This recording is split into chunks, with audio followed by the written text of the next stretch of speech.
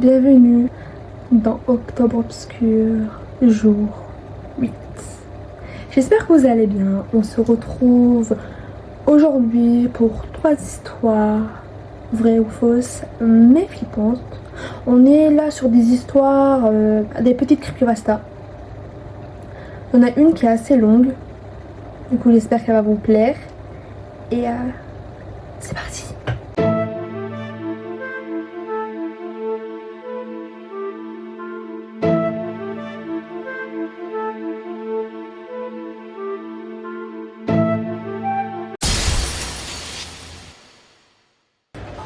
J'ai toujours aimé les films en tant que cinéphile. Mon attention se porte intensément sur la télévision lorsque j'aperçois une publicité pour un film à venir. La plupart des créations hollywoodiennes, stupides et sans intérêt, étaient facilement oubliables. Donc chaque fois que je tombe sur un nouveau film indépendant avec un concept relativement original, j'étais excitée à l'idée de découvrir quelque chose de différent. Récemment, j'ai eu l'occasion de voir une publicité pour un thriller apparition limitée qui s'appelait Pièces silencieuses. Le titre à lui seul était intriguant. Et lorsque j'ai regardé la publicité, je n'ai pas été déçue. Le film mettait en scène un tueur en série avec un sens moral tordu qui choisissait ses victimes en fonction de qu'elles prenaient ou offraient à la société. Selon ses propres critères et la manière dont il les tuait reflétait la façon dont elle avait blessé les autres autour d'eux. Je n'avais vu que 2 publicités différentes pour ce film et les 2 étaient quasiment similaires. Seule la narration et les extraits montrés changeaient légèrement. Cependant, un soir où j'étais en train de regarder la télé, j'ai vu un spot publicitaire pour Pièces silencieuses que je n'avais pas vu auparavant, que j'ai trouvé absolument glaçante. Il commençait avec un titre écrit en blanc sur fond noir qui est resté affiché pendant environ 5 secondes. Il est ensuite passé sur un deuxième écran similaire et le texte, cette fois-ci, disait « J'arrive ». Au plein milieu de l'écran, le message était accompagné par plusieurs sanglots discrets. En regardant l'écran le plus près, je pouvais apercevoir environ 6 silhouettes sombres en arrière-plan. Il n'y avait aucun extrait dans cette publicité, ni le message habitué, bientôt dans les salles. J'ai trouvé ça très tremblant, mais c'était probablement une technique de marketing réussie, je dois l'avouer. J'ai regardé quelques dessins animés pour me calmer, puis je suis allée me coucher. Le jour suivant, à la pause déjeuner, je suis allée manger avec ma collègue et mon amie Sarah. Nous avons discuté de tout et de rien, et une chose menant à une autre, fini par lui parler de la publicité bizarre que j'avais vue à la veille. J'ai été choquée d'apprendre qu'elle regardait également la même chaîne et la même heure, mais la bande-annonce qu'elle avait vue n'était pas du tout celle que j'avais vue. C'était l'habituel qui passait au début. J'ai protesté et je lui ai décrit en détail ce que j'avais vu dans la mienne, mais elle n'avait aucune idée de ce dont je parlais.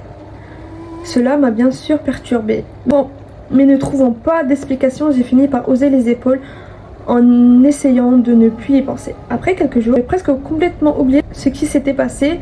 Je suis retournée à ma petite routine télé le soir, mais évidemment, je n'ai pas tardé à la revoir à nouveau. C'était presque la même que la dernière fois, seulement cette fois-ci, tout semblait plus intense. Les lamentations, les sanglots étaient plus forts. Les silhouettes en arrière-plan étaient plus visibles. Mon cœur s'est emballé. J'ai pris mon téléphone et j'ai appelé Sarah, lui demandant si elle voyait ce que j'étais en train de voir. Mais elle a répondu à la négativité et a rapidement raccroché en disant qu'elle était trop occupée avec ses enfants pour discuter. Je n'ai pas protesté, toujours sous le choc de cette étrange bande-annonce que je semblais être la seule à voir, mes pensées tourbillonnant dans ma tête. Et j'ai commencé à douter de ce que je voyais et j'entendais. Avant de sombrer davantage dans la panique, je me suis levée et je me suis allée me préparer quelque chose à manger et j'ai dû regarder de nouveau des dessins animés. Ce qui ne m'a pas beaucoup aidé cette fois, puisque je suis allée me coucher. Je m'attendais à devoir me retourner dans tous les sens avant de trouver le sommeil, mais étrangement j'ai très vite sombré dans l'inconscience. Au milieu de la nuit, je me suis brutalement réveillée. J'aurais juré avoir entendu quelque chose d'étrange, mais je n'arrivais pas à mettre le doigt sur ce que c'était. La publicité de Pièces silencieuses m'est presque immédiatement revenue en mémoire et la peur qui l'accompagnait m'a submergée. Je me suis figée dans le lit, le cœur battant à tout rompre, et j'ai essayé de localiser le bruit. Mais si une petite voix au fond de mon esprit me disait que c'était sûrement mon imagination, On aurait dit des pleurs et des lamentations intenses, exactement les mêmes que celles que j'avais entendues à la télé. La peur qui me serrait la poitrine s'est transformée en panique. J'ai tiré les draps par-dessus ma tête, dans une vaine tentative d'étouffer les bruits, mais ils ne sont fait qu'empirer. Le désespoir de ces êtres envahissait mon esprit, m'assourdissait. Alors que j'essayais toutes mes forces de bloquer ces horribles voix, j'ai aperçu une ombre à travers mon drap. Mais j'étais trop terrifiée pour retirer et vérifier si c'était simplement un oiseau ou autre chose. J'avais l'impression d'être un enfant terrifié par le monstre dans son placard ou sous son lit. Et cette impression s'est brusquement intensifiée lorsque j'ai senti quelque chose de glacé toucher mes orteils sous le drap.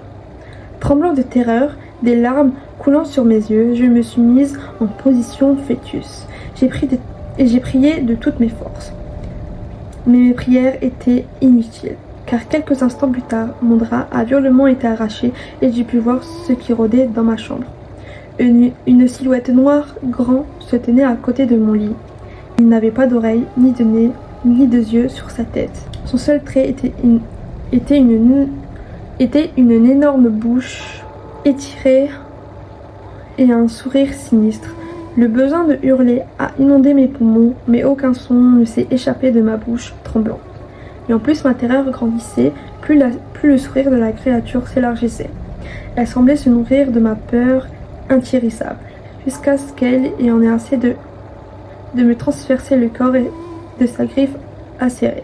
J'ai réussi à apercevoir une dernière fois la chose pleinement satisfaite et repue, avant que je ne sombre dans les ténèbres. Et quand je me suis réveillée, j'étais sur le sol. Je ne savais pas combien de temps s'était écoulé, mais il faisait toujours très noir à l'extérieur. Me souvenant brusquement de ce qui s'est passé, j'ai saisi ma poitrine. Là où la créature m'avait attaqué, il n'y avait ni sang ni blessure. Normalement, j'aurais poussé un énorme soupir de soulagement en réalisant que ce n'était qu'un cauchemar et que j'étais simplement tombée du lit. Mais tout ce que je pouvais ressentir à travers de la peur était une intense tristesse. Le même genre de tristesse que vous ressentez au moment que vous découvrez qu'un être cher est décédé. Je me relève tant bien que mal, j'ai trébuché jusqu'à l'interrupteur pour allumer, mais j'avais beau tâtonner dans le noir, je ne le trouvais pas. Le seul lueur dans la pièce était celle de la fenêtre. En me tournant vers là pour l'inspecter, j'ai violemment sursauté. Elle était beaucoup plus grande et semblait anormale. En m'approchant pour l'examiner, j'ai remarqué ce qui ressemblait à des lettres écrites sur le verre. On aurait dit le reflet d'un message sur un miroir. Je me suis concentrée pour lire. J'arrive. Mes jambes se sont dérobées sous moi et une terreur indescriptible m'a envahi lorsque j'ai réalisé ce qui s'était passé. Alors que mes yeux s'adaptaient à l'obscurité, j'ai remarqué les 6 silhouettes qui m'entouraient, pleurant hystériquement. La tristesse que je ressentais depuis que j'avais repris conscience s'était amplifiée. Là, je commence moi aussi à pleurer de manière incontrôlable. La lumière émanant de la fenêtre était seul réconfort dans cette histoire, dans cet horrible endroit. Je me suis donc traînée jusqu'à elle pour que je puisse regarder à l'extérieur et la seule chose que j'ai pu voir, mon amie Sarah, assise sur le canapé, nous regardant. Ma famille est adepte de spiritisme, alors ce ne sont pas les exemples qui manquent. Mais mon anecdote préférée concerne ma grand-mère. Je dormais chez elle un soir et en face de mon lit, pile devant moi, se trouvait une poupée de porcelaine trônant sur son petit meuble. Je hais les poupées. C'était une poupée vraiment terrifiante, au visage d'albâtre et aux grands yeux vides, vêtue de petites sandales noires et d'une jolie petite robe à froufrou. Horrible. J'avais beau essayer de dormir, son regard fixe et ses longs cils noirs me paralysaient. Alors au bout d'une heure, je me suis levée et je lui ai mis une couverture sur la tronche. J'ai finalement pu dormir tranquillement. Le lendemain, au petit déjeuner, j'ai alpagué ma grand-mère. « Dis donc mamie, c'est un peu sadique de ta part de mettre une poupée juste en face du lit. C'est un peu flippant quand même. » Elle a froncé les sourcils et elle m'a répondu interloquée. « De quoi est-ce que tu parles? De quelle poupée ?» Autant dire que j'ai frôlé la crise d'apoplexie. Mon histoire se passe quand j'avais 8-9 ans. J'étais à la fin de la primaire et j'avais invité 2 amis à la maison. J'habitais dans un tout petit village, dans une maison assez grande avec 6 pièces en rez-de-chaussée. Ce soir-là, mes parents avaient dû nous laisser seuls à la maison en raison d'une urgence. Nous étions dans la salle à manger, collés au salon et on jouait au jeu croque-carotte. C'est un jeu qui consiste à faire avancer des lapins sur un plateau et à faire tourner une carotte pour les faire tomber. Quand la carotte tourne, un gros clac retentit. Alors qu'on était en train de jouer. Et quand soudain on a entendu un énorme boum. On s'est dit que c'était simplement une porte qui a dû claquer à cause d'un courant d'air. Sauf que 30 secondes plus tard, rebelote, on entend encore une porte claquer. La même, celle qui mène à l'escalier.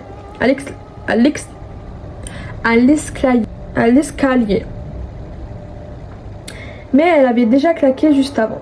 Donc comment pouvait à nouveau être ouverte? On commence à stresser, mais on reste relativement calme. La porte reclaque quelques instants plus tard et ça ne s'arrête pas. Ça dure environ une trentaine de secondes. C'était terrifiant. On a fini par ouvrir la grande fenêtre de la salle à manger pour pouvoir s'enfuir au cas où.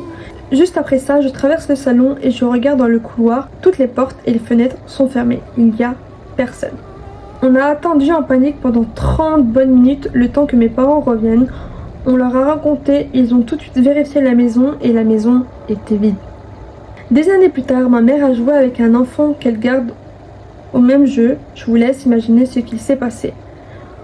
On a fini pour en acheter un autre avec lequel nous avons plus aucun problème. Et on ne s'est plus du tout servi de l'ancien. J'espère que ces 3 histoires vous auront plu. Je vous mets l'adresse email là pour que vous puissiez m'envoyer vos histoires. Je vous fais des gros bisous, je vous dis à demain. Bisous!